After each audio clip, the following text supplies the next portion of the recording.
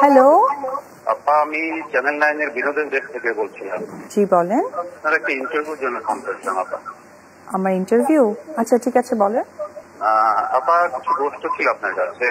আচ্ছা, সাকিব ইদিকার বিষয়ে একটা রিলেশনের গুঞ্জন পাচ্ছিলাম আমরা, এটা নিয়ে আপনার মন্তব্য কি? দেখেন, সাকিব ইদিকা তারা খুব সুন্দর একটা মুভি করেছে, এটাই তাদের প্রেজেন্টেশন। আর এসব আমাকে কেন জিজ্ঞেস করছেন এসব কথা, আমি বুঝতে পারছি না। এটা আসলে আমার কথা না, এটা দর্শক জানতে চাই, সেই কারণে আমি জিজ্ঞেস করছি। দর্শকের তো অনেক কিছু জানার আছে।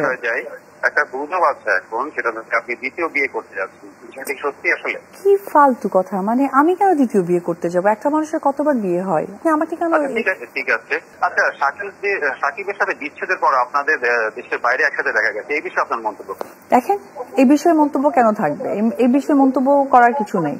আমাদের কি হয়েছে না হয়েছে আপনারা দেখেছেন। আচ্ছা আচ্ছা, ঠিক আছে। আচ্ছা, আরেকটা বিষয় আপনার মন্তব্য আছে, সেটা হচ্ছে সাকিব খানের সাথে নাকি বুবলির আইনি বিচ্ছেদ হয়নি, এরকম একটা নিউজ আমাদের পত্রিকায় দিয়েছে। বুঝলাম না, আপনি বিনোদন সাংবাদিকতা করেন, মানে ব্যক্তি সাংবাদিকতা করেন নাকি? আমি বুঝতে পারলাম না।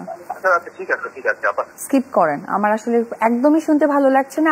আমি আসলে আপনার কথাই খুবই বিরক্ত হচ্ছি, আপনি মাইন্ড করেন না।